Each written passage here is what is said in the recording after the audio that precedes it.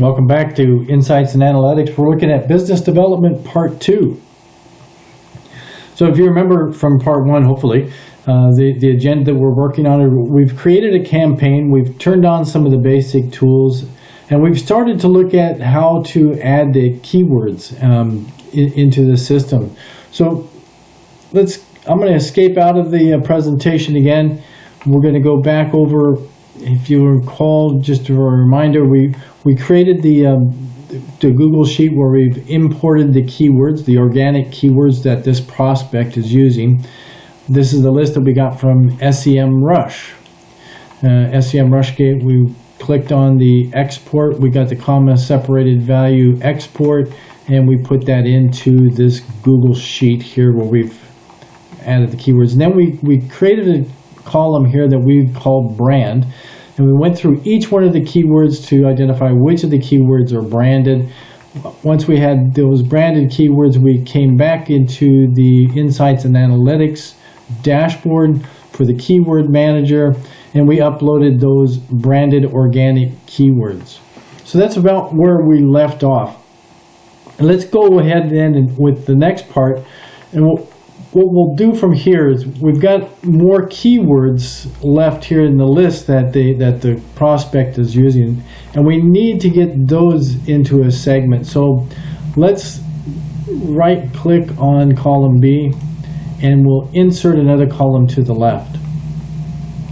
And we'll call this column then persona.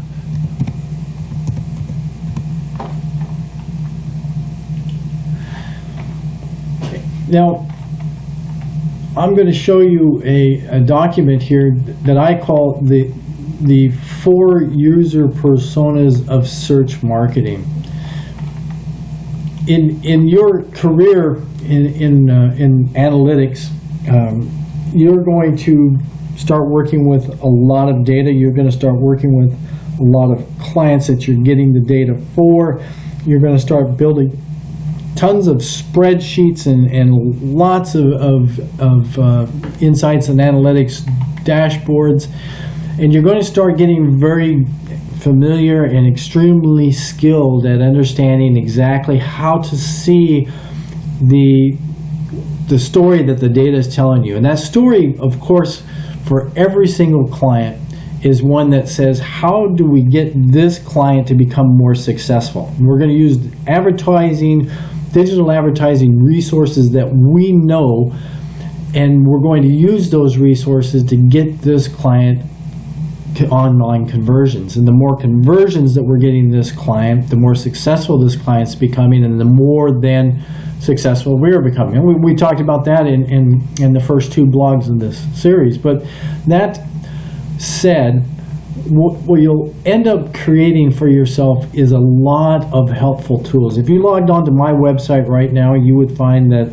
myself and 15 other long-time old guys that have been working on digital advertising for many, many years, we have developed thousands of cheat sheets, help sheets, and documents. And this is one of those sheets that you'll find to be invaluable as you're learning analytics and as you're putting together these spreadsheets.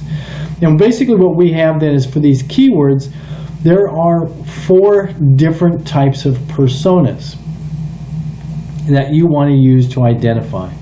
And what we're doing is, when you start to investigate what keywords a user has typed into the search engine and actually found this particular client, you need to understand what was the intention of that user's search. What were they actually looking for that brought them to the search engine, that made them type in this keyword? And that's what we call the persona. And you need to identify each of these keywords for the client. Again, you're going to be working with a few thousand, several hundred to a few thousand keywords. This is going to take some time to get it right, but it's got to be right. And you may be thinking to yourself, well, gosh, I'm just not that much of a business expert. I don't really understand investment property, so how am I going to know the different personas and whether this keyword is which persona? And you're absolutely right. In the bigger scheme of this particular job of being an analyst, it takes years of experience and expertise. But these tools that we develop along the way are there just for that reason, to help with the complexity of the job of analytics. And if you think about it, there's college degrees in investments. There's master's degrees in investment properties and in investing. There's master's degrees in business and business administration. There's PhDs in business administration. There's college degrees in analysis and in statistics and mathematics. So to say that you are going to be an analyst that can do all these things is putting too much pressure on yourself. It's insanity, really. You can't be an expert at everything. So you'll need a lot of tools. You'll need the experience of old guys like myself to coach you along. You'll need your team. You'll need your senior development team. You'll need your sales team. You'll need your marketing team. And grab these people and get together and go through this list of several thousand keywords and ask the question, what is the user intent for this keyword? And then the guiding light that you'll use for that user intent is these 4 user personas. So let's take a look real quick. The first one is navigational, then we have informational, then there's commercial, and then there's transactional. So for navigational persona, what we're looking at here is that these particular terms have the lowest conversions. There are very few times that somebody's doing a navigational search that they're going to turn into a buyer from that search. It's usually a lot longer, or these are earlier in the process. It's a lot longer down the road before that user converts.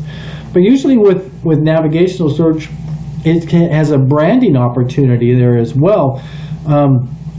So let's think of things like the number one search performed at google.com on a daily basis.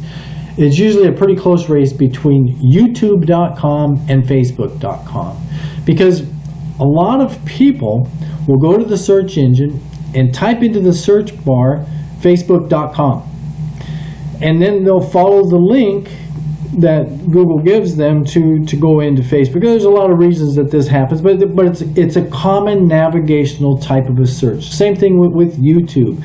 People will type in youtube.com. So those navigation, you're thinking somebody's looking for a resource to find more information. They're looking for a place to navigate through to find the information that they're looking for.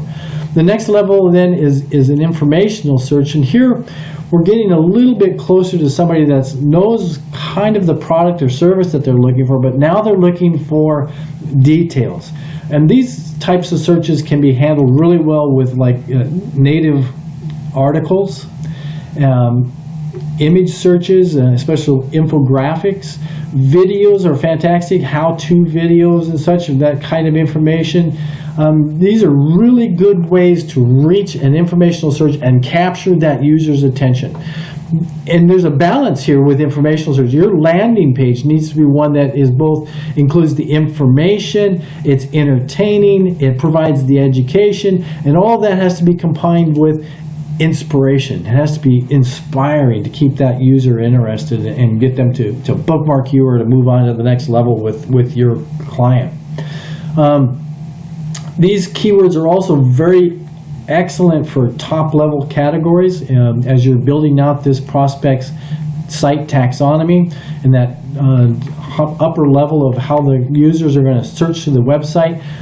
Informational searches are fantastic categories for that site taxonomy. So we're going to think in terms of like somebody doing a search for Colorado. They're not searching for hotels in Colorado. They're not searching for vacations or flights to Colorado. They're just searching for general information about Colorado. Same thing with trucks. Somebody that did a search for trucks, they're not looking for Kenworth. They're not looking for a Ford F-150. They're looking for general information on trucks or general information on Colorado. The next persona is commercial. These commercial searches can be changed right away into a conversion. These are powerful searches. You're starting to get to that heart of what your client's really looking for. These people are really interested in the particular product. They've narrowed it down. They know exactly which product, which service.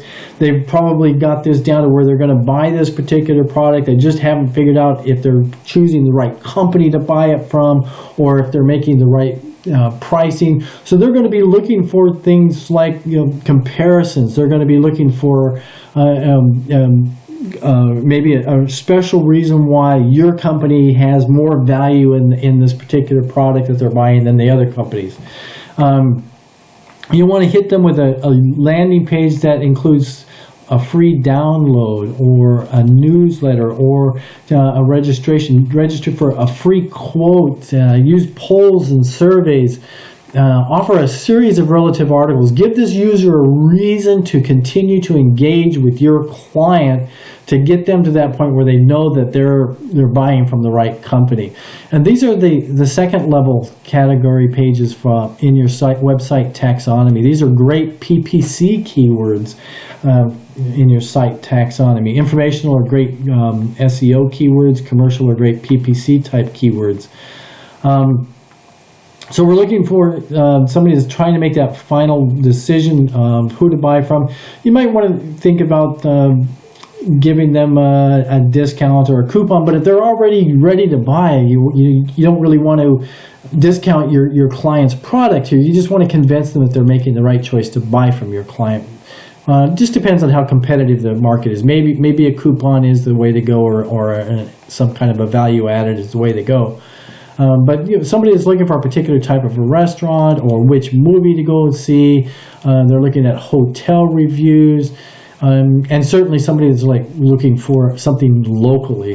Those are great commercial keywords. And then the last persona is the transactional.